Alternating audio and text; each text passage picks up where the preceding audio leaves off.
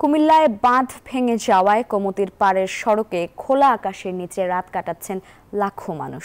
বন্যা দুর্গত এলাকায় বিশুদ্ধ খাবার পানি ও খাদ্যের তীব্র সংকট দেখা দিয়েছে। ছড়িয়ে পড়ছে রোগবালাইও। হুমায়ুন কবির জীবনের পাঠানো তথ্য ছবিতে ডেস্ক রিপোর্ট। গোমতী নদীর বাঁধ ভেঙে যাওয়ার খবরে পরিবার ও কয়েকটি হাঁস মুরগি নিয়ে রাতেই বাঁধে ছুটে আসেন কুমিল্লার বুড়িচং উপজেলার বুরবুরিয়া গ্রামের বাসিন্দা পারুল বেগম। পলিথিন দিয়ে ঘেরা একটি স্থানে ঠাঁই নিয়েছে এই পরিবার। জানালেন, ঘরে যা ছিল তার সবই পানির নিচে। আমরা কিচ্ছুই বার করতে পারছি না ভাইয়া, এখন আমাদেরকে একটু ভালো করে থাকার ব্যবস্থা করে দেন। আপনারা খাবারেরও কষ্ট হইতেছে, মেঘ বৃষ্টিতে ভিজতেছি, রাস্তার উপরে থাকতেছি।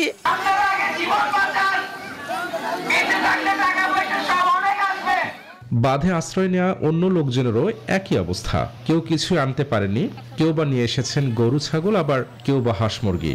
বাঁধে একসঙ্গে ঠাঁই হয়েছে তাদের। শুকনা টাইপের খাবার এবং হচ্ছে যে উড স্যালাইন অথবা পানি বিশুদ্ধকরণের ট্যাবলেট যদি হয়, এটাই আমাদের জন্য এই মুহূর্তে বিশেষ সহায়তা হবে। ইস্পাহানি পার্বণ, চিনি গুঁড়া চাল, অনন্য ঘ্রাণে, উৎসবে, আয়োজনে। বন্যার মধ্যে অনেক কষ্ট পেয়েছি। আমরা ঘরে 7 জন মানুষ, ছোট বড়, 1 পোটলা খিচুড়ি দিয়েছে। এটা কি আমরা হয়?